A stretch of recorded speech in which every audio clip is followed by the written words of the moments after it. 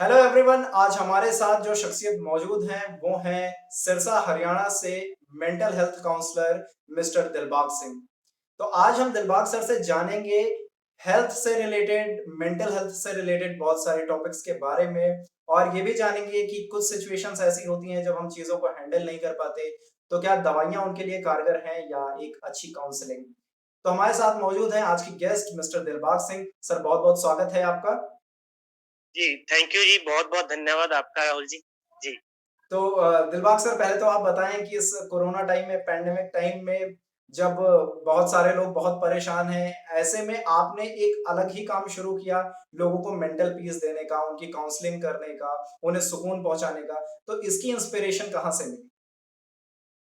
देखिए जब भी हम अपनी लाइफ में आगे बढ़ते हैं और कुछ नया सीखते हैं जी। और जब हम डिफिकल्टीज़ को फेस करते हैं, तो वहाँ से जो रियल एक्सपीरियंसेस होते हैं हमें अपनी लाइफ में, तो वहाँ पे कुछ नया करने का होता है कि अगर मेरे जीवन में कुछ प्रॉब्लम्स थी, उसको मैंने कैसे सॉल्व किया और अब जो समय आया है, उसको हम कैसे सॉल्व कर सकते हैं या बहुत उसमें बढ़िया। कोई प्रॉब्लम्स अगर चल रही हैं, तो उसका सॉल्यूशन कैसे हासिल किया जा सकता है। बहुत तो बहुत ये जो बढ़िया। मोटिवेशन की आपने बात की, प्रेरणा की बात की, तो मेरा जीवन बहुत सारी डिफिकल्टीज में ऐसे निकला है। अभी इतना उसको लंबा लेके नहीं जाएंगे, इसको यहीं तक ही सीमित रखेंगे। लेकिन हर एक व्यक्ति के पास आपका अपना अनुभव होगा कि जी। आपने जो ये चैनल शुरू किया हुआ है, आप वीडियोस दे रहे हैं लोगों को, आपके बहुत सारे मैंने वीडियोस देखे हैं, बहुत अच्छा काम कर रहे हैं। तो माइंड में ऑटोमेटिकली कुछ ना कुछ ऐसा आता है जिसको हम कनेक्ट करके कुछ ना कुछ शुरू करते हैं। जी। तो इसी तरीके से मेरे माइंड में भी ऐसा कुछ ना कुछ आया और इसको पिछले 2-3 सालों से रेगुलरली मैं चैनल के माध्यम से, वीडियोस के माध्यम से अपना जो भी साइकोलॉजिकल नॉलेज है और मेंटल हेल्थ वो उन लोगों तक पहुंचा रहा हूँ। जी। तो एक बहुत अच्छा जी, इनिशिएटिव था आपके साइड से, और बहुत अच्छा मतलब आपने एक्सप्लेन किया इस चीज़ को। हमारी और जी, दिलबाग थैंक यू। सर की जो मुलाकात, वर्चुअल मुलाकात हुई थी, वो यूट्यूब के माध्यम से हुई थी। सर का एक चैनल है और उस पर वो काउंसलिंग के अलग-अलग सेशंस और बहुत सारी चीज़ों के बारे में, उन्होंने मेंटल हेल्थ से रिलेटेड बहुत सारी चीज़ों के बारे में डिस्कस किया है। वहीं से मुझे एक टर्म मिला ओसीडी। तो मैं बड़ा हुँ, क्यूरियस था कि ये ओसीडी क्या है? उस पर आपने कई सारी वीडियोज़ भी बनाई हैं। तो मैं एक्चुअली आपसे जानना चाहता था, और मैं इसलिए भी जानना चाहता था क्योंकि मैं तो उन वीडियो से सीख सकता हूँ, लेकिन वो लोग जो शायद वहाँ तक नहीं पहुँच रहे हैं, अभी उन चीज़ों को नहीं जान रहे हैं, तो उनके लिए प्लीज़ आप इस प्लेटफ़ॉर्म के माध्यम से एक बार एक्सप्लेन कीजिए कि वो ओसीडी क्या है? जी। देखिए ओसीडी एक साइकोलॉजिकल डिसऑर्डर है। जी। साइकोलॉजिकल डिसऑर्डर है जिसका मतलब है obsessive compulsive disorder. Obsession means कि बहुत सारे थॉट्स आना, कि थॉट्स तो वैसे भी हमें आते हैं, लेकिन कुछ ऐसे थॉट्स आना जिन थॉट्स से हमें प्रॉब्लम्स होती है। हुँ, और ऑब्सेसिव फिर कंपल्सिव। कंपल्शन मतलब कि कुछ उन थॉट्स को रिस्पॉन्ड करना, कुछ उन थॉट्स के ऊपर रिएक्शन करना। हुँ। और फिर डिसऑर्डर, डिसऑर्डर का मतलब होता है कि जो हमारे ऑब्सेशन और कंपल्शन होते हैं वो बहुत ही एक्सट्रीम लेवल के होते हैं। जी। अब वो उसके टाइप्स में बताता हूँ, फिर आपको ये पूरा समझ में आएगा कि ये ऑब्सेशन कंपल्शन डिसऑर्डर है, ये कैसे काम करता है। जी। उसमें सबसे पहला टाइप जो ओसीडी का आता है, जो सिम्टम्स आता है इसका, वो होता है कंटेमिनेशन ओसीडी। हुँ, कंटेमिनेशन ओसीडी का मतलब ये होता है कि गंदगी फैल जाने का एक डर बना रहता है हर एक व्यक्ति को, कि जिसमें ये होता है थॉट, कि थॉट लेवल पे उसको ये होता है कि मैं गंदा हो गया। अब फिर वो कंपल्शन क्या करेगा, साफ सफाई वाला कंपल्शन करेगा। नॉर्मली हम भी अपनी लाइफ में साफ सफाई करते हैं, अपने शरीर को धोते हैं या सारा काम साफ सफाई रिलेटेड करते हैं, लेकिन जो एक सफर होता है, जो ओसीडी सफर होता है, जो ओसीडी से सफर कर रहा होता है, उसका एक एक्सट्रीम लेवल का होता है, उसको बोलते हैं डिसऑर्डर। ओके। लास्ट में आता है डिसऑर्डर, हुँ, ऑब्सेसिव कंपल्सिव डिसऑर्डर।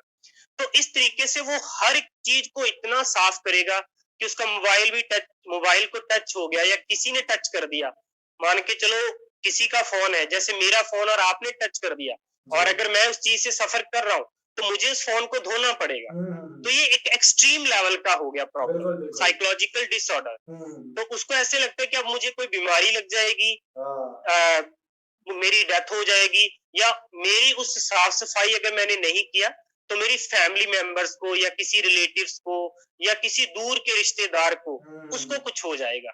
तो तो इस तरीके का वो ओसीडी होता है। एक ऐसी मेंटालिटी तो क्रिएट हो ये जाना जिससे कि ओवर हाइजीनिक होने की जो है मेंटालिटी। हाँ, ओवर हाइजीनिक बिल्कुल ये हुँ, बात आप कह जी, सकते हो। और उसी में फिर नेक्स्ट आता है रिलीजियस ओसीडी। ओके।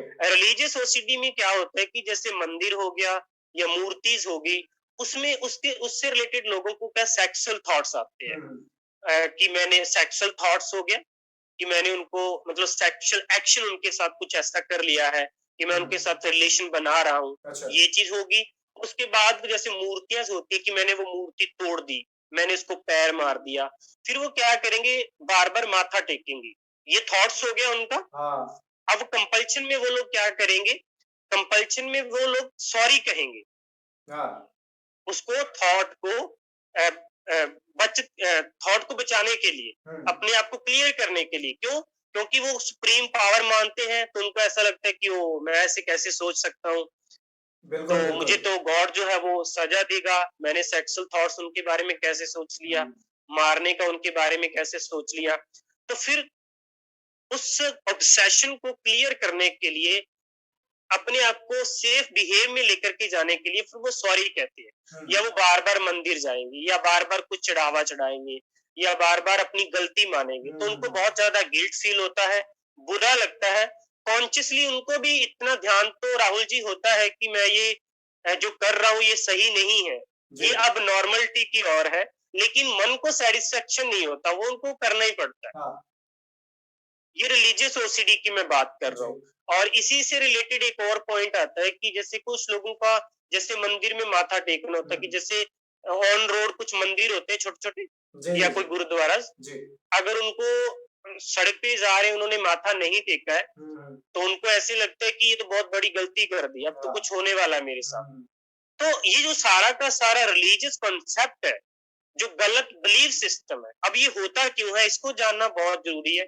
चाहे मैंने कंटेमिनेशन ओसीडी की बात की, चाहे मैंने अभी मैं रिलीजियस ओसीडी की बात कर रहा हूँ, ये सारा का सारा मेमोरीज की वजह से होता है। ओके, क्योंकि हमारे अंदर जो आज तक जो फीडेड हुआ है हुँ, कि हुँ, आपका बच्चा है, आप अपने बच्चे को जो भी आज करवा रहे हो, किससे बच के रहो, ये नहीं करना, वो नहीं करना, हुँ, भगवान जी को ऐसे माथा टेकना, इनको हाइजेनिक रखना है, क्लीन रखना है, गंदा होके नहा के या साफ होके ही वहां पे जाना है, अगर साफ होके नहीं जाओगे तो गलत हो जाएगा। तो वो हाँ, क्या कर रहे हो आप, एक गलत बिलीफ सिस्टम अपने उस माइंड को दे रहे हो आप। बिल्कुल सही फिर बात। वो रिएक्शन करता है, हुँ, फिर वो रिएक्शन करता है। इसी तरीके से चेकिंग होता है कि एक एक्सट्रीम लेवल लेवल का चेकिंग करना, कि नॉर्मल तो हम सभी भी चेकिंग करते हैं कि कहीं जाना है तो देखते हैं कि कौन सी चीज रह गई है, कहीं छूट तो नहीं गई, हुँ, दूर जाना है, पिकनिक जाना है या कुछ भी ऑफिस जाना है, तो ये चेक करते हैं। लेकिन उनका चेकिंग लेवल बहुत एक्सट्रीम लेवल का होता है। वो गैस चेक करते रहेंगे, बार बार ताला चेक करते रहेंगे, अपने वॉलेट में पैसे तो नहीं गिर गए, इस तरीके की चेकिंग हाँ, करते रहेंगे। तो वो एक्सट्रीम लेवल का होता है, नॉर्मल नहीं होता, वो अब नॉर्मल होता है। जी, तो ये एक साइकोलॉजिकल डिसऑर्डर होता है। तो ये हाँ जी। बहुत और बहुत इससे रिलेटेड आपका कोई सवाल है? हाँ, बिल्कुल। तो एक्चुअली मुझे ये जानना था कि ये कॉज़ शुरू कहाँ से होता है? क्यों ऐसे थॉट्स होते हैं? हालाँकि अलग-अलग लोगों का अलग-अलग माइंडसेट होता है, बट ये एक्सट्रीम लेवल तक हुँ, पहुँच कैसे जाता है? जैसे अभी आपने एक बहुत अच्छा एग्ज़ाम्पल दिया है, बहुत सारे लोग फैमिली मेंबर्स या रिलेटिव्स भी ऐसे मिल जाते हैं, जो घर से निकलने से पहले बार-बार चीज़ें रीचेक करते हैं, बार-बार वो मान लीजिए बैग पैक कर चुके हैं, वो बार-बार बैग की चेन खोल करके देखते हैं, लाइट्स चेक करते हैं, गैस चेक करते हैं। और कुछ जगह पर ये माना भी जाता है कि ये सही है, बार-बार हमें रीचेक करना चाहिए, लेकिन इतना ज़्यादा करते हैं कि वो एक साइको लेवल पर, एक ऐसे लेवल पर लगता है कि हाँ, अब ज़्यादा हो रहा है।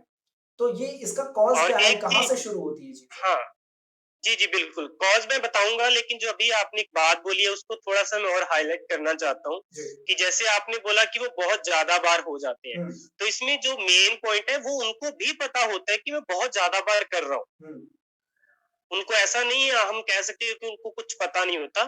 कॉन्शियस लेवल पे उनको पता होता है। लेकिन अभी जो कॉज़ की बात की, अब इसके ऊपर आते हैं हुँ, कि हमारे इस कॉन्शियसनेस ब्रेन जो हमारी समझ है, एक अंडरस्टैंडिंग है, इसके पीछे साइकोलॉजी में एक टर्म यूज़ होती है, रीइन्फोर्समेंट, कि एक पीछे से कोई फ़ोर्स काम कर रही है, हुँ, एनर्जी काम कर रही है, जो आपको कंपल्सिव कर रही है वो चीज़ करने के ऊपर, कि नहीं तू ये कर, तू ये कर, तू ये कर। बिल्कुल। और वो एक ऐसा कह सकते हो कि वो बिहेवियर बन जाता है। अबनॉर्मलिटी वाला बिहेवियर बन जाता है। एक तो उसमें हैबिट होती है और दूसरी उसमें एक बिलीफ सिस्टम होता है। और जो तीसरा पॉइंट आता है, तीसरा पॉइंट देखो, इसको मैं एक चीज कहना चाहूंगा कि जैसे मैंने अभी बोला कि एक बैकग्राउंड हमारे पीछे काम करता है। वो क्या काम करता है? अभी सपोज करो कि आपके पास एक फोन है, ठीक है, और फोन है और आपका इतना बजट नहीं है कि आप वो दूसरा फोन खरीद सको, ठीक है।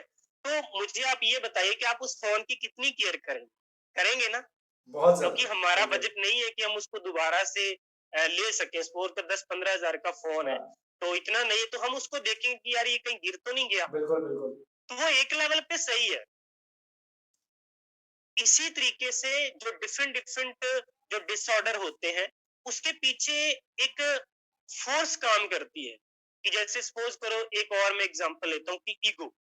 अभी मैं आपकी तारीफ कर दूं या किसी थर्ड पर्सन की हम तारीफ कर दें, तो वो खुश हो जाएगा। बिल्कुल। अगर उनको पूछे कि आप खुश कैसे हो, वो रियलिटी खुशी तो नहीं है ना, वो एक तो टेम्पररी लेवल का प्लेजर हमने दिया और वो खुश हो गया। अब सही। ये फोर्स काम किया या नहीं किया, इस फोर्स को समझना बहुत जरूरी है।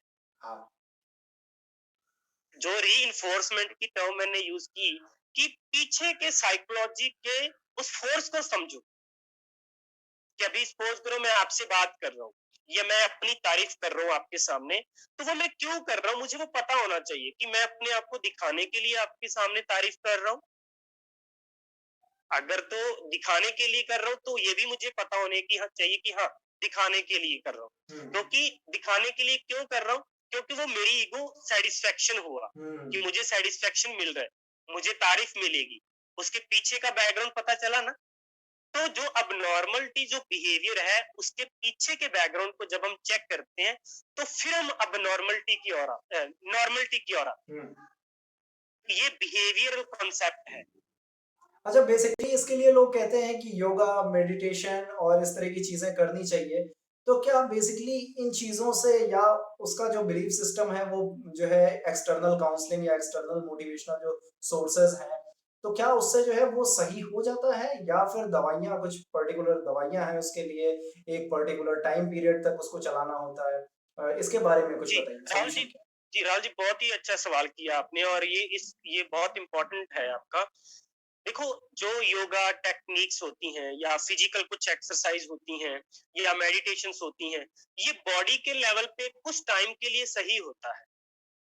लेकिन आप मुझे बताइए कि आप योगा कर रहे हो और कहाँ पे आपको मिसकंसेप्शन है, डाउट है, समझ के लेवल पे, तो क्या आप योगा से क्लियर कर सकते हो क्या? आप अपनी योगा से अपनी बॉडी को तो ठीक कर सकते हो। बॉडी में कोई केमिकल्स की कमी है, जैसे सेरोटोनिन होता है, डोपामाइन केमिकल्स होते हैं। अपनी बॉडी देखा जाए तो टोटली केमिकल्स बेस्ड है, रासायनिक बेस्ड है। कि अगर बिल्कुल। आप कुछ खाते हो और वो खाना उल्टा सीधा हो गया, ऊपर नीचे हो गया, तो आपकी बॉडी रिएक्शन देगी। और इन्वायरमेंटल फैक्टर देखो कि अभी आप अपने रूम में हो, तो अपनी बॉडी के जो हार्मोन चेंजेस है या आपकी बॉडी का इमोशन है वो अलग होगा। आप पार्क में चले जाओगे तो अलग होगा, आप पार्टीज में हो तो अलग होगा, आप किसी मंदिर गुरुद्वारे में हो तो वो अलग होगा। रिएक्शन चेंज हो रहे हैं ना। बिल्कुल। तो बॉडी सही है, वो योगा टेक्निक्स कुछ समय के लिए सही है, बॉडी में हेल्प, बॉडी को एक्टिव करने के लिए। जो लेजी हो गई है, जो उदास हो गई है, ठीक है, वो रासायनिक वो केमिकल्स को अप करने के लिए ठीक है। लेकिन वो समझ जो है वो आपको योगा टेक्निक्स या फिजिकल एक्सरसाइज कभी नहीं दे सकती। उसके लिए फिर क्या होता है? उसके लिए फिर काउंसलिंग होती है। काउंसलिंग जैसे अभी हम एक दूसरे के साथ बात कर रहे हैं कि सपोज करो आपको आपको कहीं जाना है और आप बीच चौराहे पर खड़े हैं रास्ते पे, और आप चौराहे पर खड़े हैं और इधर उधर जाने से डर रहे हैं कि यार मैं किधर जाऊं, पजल हो रहे हैं और थोड़ा सा डर भी लग रहा है कि यार मैं कहीं गलत जगह ना चला जाऊं। हाँ। तो फिर उसमें सपोज करो कोई आया और क्या हुआ कि उसने आपको रास्ता बता दिया कि ये रास्ता सही है आपके लिए। तो मुझे आप बताइए क्या क्या उसी टाइम आप रिलैक्स नहीं हो जाओगे? बिल्कुल सही बात हो है। जाओगे या नहीं? हाँ, सॉल्यूशन सॉल्यूशन मिल उसी गया। टाइम रिलैक्स हो जाओगे, हाँ, सोल्यूशन मिल गया ना। हाँ। तो ऐसा ही होता है कि जब वो अबनॉर्मल बिहेवियर जो है उसमें एक रास्ता बताने वाला होना चाहिए। और इसमें जो सबसे बड़ी बात क्या होती है, वो ये होती है कि जो एक सफरर होता है वो खुद खुद उसको इतना कॉन्फिडेंस नहीं होता कि वो किसी रास्ते के ऊपर चल सके। उसको हर चीज डाउटफुल लगती है। अगर वो कुछ सही भी कर रहा है तो उसको पता ही नहीं कि यार मैं सही कर रहा हूँ। सही ठीक है। बात है। जो बात अभी इसमें की थी कि मेडिसिन का कितना रोल है, हुँ, जब वो एक एक्सट्रीम लेवल का होता है, एक्सट्रीम लेवल का मतलब कि वो बंदा मानने के लिए रेडी नहीं है कि नहीं नहीं मुझे कोई डिसऑर्डर नहीं है, जो मानने के लिए रेडी नहीं है, कोई काउंसलिंग के लिए रेडी नहीं है, उनके लिए मेडिसिन ठीक है कि उनको दिया जाना चाहिए, उनकी थोड़ी सी समझ डेवलप हो और फिर उसका काउंसलिंग किया जाए। हुँ, यहाँ पे एक और एग्जांपल मैं लेना चाहूंगा कि सपोज करो कि कोई बंदा चोर है और वो अपनी चोरी करने को मान ही नहीं रहा, तो मुझे आप ये बताइए कि क्या वो बदल सकते हैं क्या? एक नॉर्मल इंसान के लिए तो बहुत मुश्किल है उसको बदल पाना। नहीं बदल सकता। लेकिन हाँ, अगर उस बंदे ने ये एक्सेप्ट कर लिया कि हाँ यार, मेरे अंदर प्रॉब्लम तो है, तो मुझे आप हुँ, ये बताइए कि उसके बदलने की पॉसिबिलिटीज है बिल्कुल, वो बिल्कुल, कितनी होगी? बढ़ जाती है, बहुत बिल्कुल बहुत जी, ज्यादा बढ़ गई ना। हाँ। तो सबसे पहला पॉइंट हमें ये करना होता है कि ये लोग एक तो मानते नहीं है कि यार मैं पागल थोड़ी हूँ, जी, मुझे क्या है, आप ऐसे ही कर रहे हो, मैं डॉक्टर के पास क्यों जाऊं, ऐसा हाँ, होता है। तो सही है। सबसे पहले रियलाइजेशन होना कि नहीं, मुझे डिसऑर्डर है, मुझे प्रॉब्लम हो रहा है, तो मुझे कंसल्ट करना चाहिए। तो फिर उसके बाद जब काउंसलिंग सेशन शुरू होता है, तो इसको विदाउट मेडिसिन से क्लियर किया जाता है। हुँ, जो मेरा प्रोसेस है, मैं टोटली विदाउट मेडिसिन हम करते हैं और कुछ थेरेपीज के साथ। अच्छा, थेरेपीज का मतलब ये होता है कि कुछ ऐसी टेक्निक्स हुँ, कि जिसको हम बार बार करके एक उस पैटर्न को तोड़ सके, क्योंकि वो पैटर्न बन जाते हैं कुछ बार हुँ, बार चेक करने के, बार बार कुछ करने के, बार बार हाथ धोने के गंदगी से, बार बार माथा टेकने से रिलीजियस ओसीडी में। तो इस तरीके से पैटर्न बन जाते हैं ब्रेन के। इसको एक ओसीडी पैटर्न हैबिट हम बोल सकते हैं। ओके, तो विदाउट मेडिसिन इसका ट्रीटमेंट पॉसिबल है।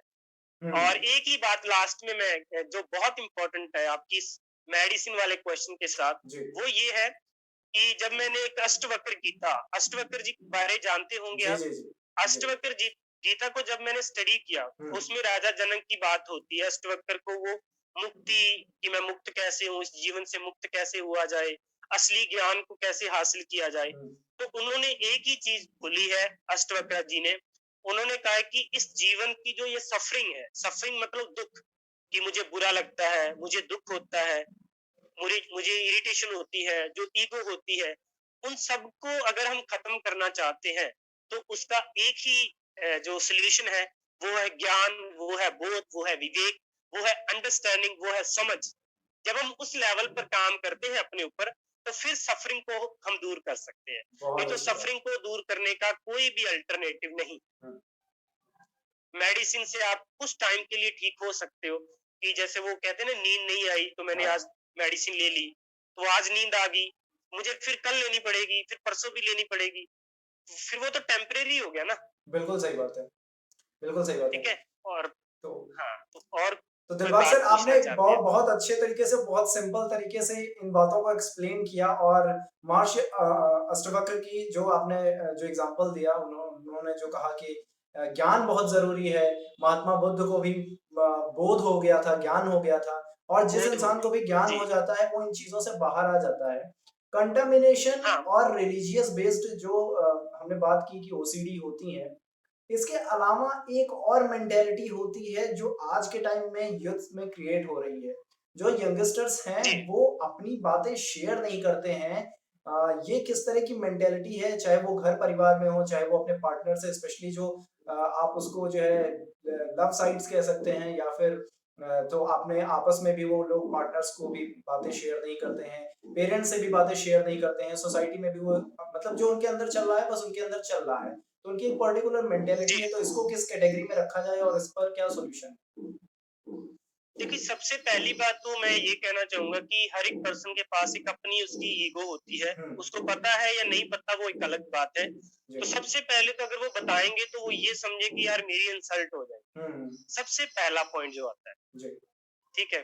और दूसरी बात इसमें जो आती है कि चलो कुछ किसी ने सोच भी लिया कि चलो यार मैं बताता हूँ, चलो हुँ, उस चीज से ऊपर उठ के सोच लिया। दूसरी बात ये होती है कि वो पब्लिकली ना हो जाए। हुँ, पब्लिकली होने से डरते हैं कि यार ये बंदे कहीं दूसरे के साथ शेयर ना कर दे, हाँ, फिर ये कनेक्शन उसी ईगो के साथ जुड़ा हुआ है। तीसरी बात ये आती है कि उनके जो आसपास का एनवायरनमेंट है, उसकी फैमिली का या उसका फ्रेंड सर्कल का, क्या वो उस लेवल के लोग हैं या नहीं है।